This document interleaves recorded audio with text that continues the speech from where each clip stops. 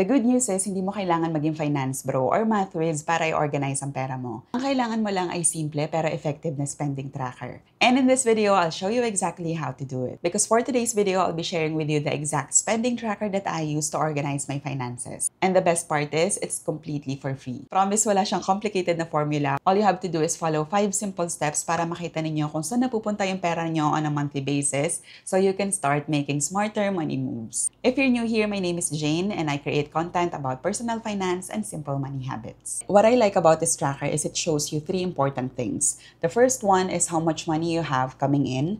Number 2, where your money is going. And then number 3, how much is unallocated. Meaning, meron ka pa bang extrang pera na pwede mong gamitin sa savings or sa joy fund mo. So let me walk you through this tracker. Para ma-access mo tong tracker na to, all you have to do is go to the description box of this video o kaya sa nakapin na comment and then i-click mo yung link ng spending tracker. Pagka-open ng link, mapupunta ka sa page na to. So updated na po yung tracker natin. Iba na po tong version na to dun sa shinare ko sa TikTok kasi ito meron na siyang how to use section. So yung first tab po ng spending tracker na to is how to use. And meron siyang note sa taas na you can't edit this original file. May mga nare-receive po kasi ako na edit access request and hindi ko po siya pwedeng i-grant kasi baka may ma-delete po tayo tapos hindi na magamit ng iba. So it's better to create your own copy, that way you can customize it. And here's how you can do it. Click on File, tapos mag-scroll down po kayo sa Make a Copy.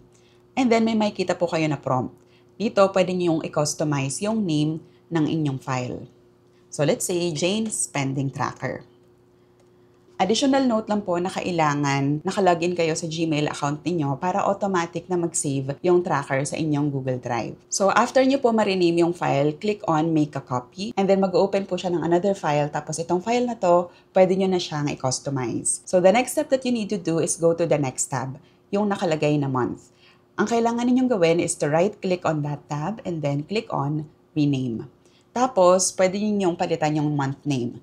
For example, August. Kapag na-rename nyo na siya, ang next step naman na kailangan natin gawin ay i-fill out yung income overview. Tapos, dito ninyo po ilalagay lahat ng income nyo. Let's say, meron kayong full-time job, tapos kumikita kayo doon ng 50,000 pesos a month. Note po na dapat net salary na siya, so after taxes na po. And then next, let's say nag-affiliate marketing ka, kumikita ka ng 15,000 per month. Dun sa dulo po ng ating income overview is yung total net income. Nakalagay po dyan 65,000 pesos and magre-reflect po yan dito sa taas. Dun po sa inyong unallocated income. So as you can see, 65,000 pesos pa din siya kasi hindi pa natin finifill out yung nasa baba. So before we go to that section, let's first discuss itong nasa taas. So, yung first column po is para sa category. So, ito po yung para sa needs, wants, and savings natin. Tapos, yung total spend. Dito sa second naman is yung allocated budget. Ito po yung pwede ninyong i-edit. Ang nakalagay dito is 50% sa needs, 20% sa wants, and then 30% sa savings. Pwede nyo po yung i-edit kung gusto ninyo na 10% lang sa savings or 30% sa wants, tapos 20% sa savings, it's all up to you. Pwede nyo siyang i-customize. Ang importante, mag-total siya ng 100. Pero ito pong si actual spend at si total, huwag nyo po siyang i-edit at huwag nyo po siyang i-delete kasi meron po siyang formulas. Kapag nag-delete po kasi kayo dito sa section na to, pwedeng hindi mag-auto-calculate yung ating tracker. After po ninyong ma-allocate yung budget ninyo, pwede na tayong mag-fill out ng mga nasa baba. So yung first section po natin is yung needs. Ito yung mga non-negotiables natin na kailangan talaga nating bayaran on a monthly basis. For example, rent, transportation, phone, groceries, electricity, and water. Next naman po is yung wants. Ito yung mga nice to have na optional naman. Kumbaga, hindi naman siya life or death. Pwede natin siyang skip kung gugustuhin natin. For example, shopping, subscription, self-care. Dito po natin siya ilalagay. Lastly is si savings. So, ito yung para sa future mo. Yung mga investment fund mo, emergency fund, retirement fund, travel fund. Dito mo siya lahat ilalagay. Now, itry po natin na i-fill out yung tracker para nakikita ninyo how it works. So, first, fill out natin si needs. For rent, let's say you're spending 10,000 pesos, transportation 1,500 pesos, phone bill mo nasa 800 pesos, groceries, let's say umaabot kayo ng 15,000 pesos, electricity 2,000 pesos, then water, say 1,800. As you can see, habang finifill out mo yung needs section mo, nag-a-update din yung actual spend percentage. So makikita mo dito na naka 47.85% ka na, which is malapit na doon sa 50% allocated budget mo. And then, dito sa total section, dito mo makikita yung actual amount spent mo per category. Pag nag-add pa tayo ng let's say, meron kang isa pang ginastosan, halimbawa meron kang credit card na binabayaran at non-negotiable siya, kailangan mo talaga siyang bayaran on a monthly basis dahil mataas ang interest niya. And ang bill mo dyan is 7,000 pesos. Magre-red yung actual spend mo kasi over the budget ka na. Dahil ang allocated mo lang ay 50%, pero ang actual spend mo na ay 58.62. So, ito po yung kagandahan ng tracker na to kasi it will tell you kapag sobra ka na sa budget. So, let's delete it for now and then move on to the next category. So, for example, nag-shopping ka ng 8,000 pesos kasi meron kang event na attendan. Tapos, Netflix subscription, 500. Spotify, 500 din. Self-care, nag-pamper ka kasi nga meron ng event. Nag-3,000 ka dyan. Tapos nag-shopping ka rin ng shoes. So, gumastos ka rin ng 4,000. Tapos nag-coffee date ka pa with a friend. So, nag-350 ka. So, again, kapag sumabra ka dun sa allocated budget mo, magre-read yung text nung actual spend and it will tell you na sobra ka na sa iyong budget. So, you can cut down immediately na, ay, sobra na pala. Baka pwede ko nang bawiin dun sa ibang expenses ko. So, lastly, dun sa savings category, meron kang naka-allocate na budget na 30%. So, let's say dun sa investment fund mo naman, naglagay ka ng 10,000 pesos. Retirement fund mo, 10,000 din.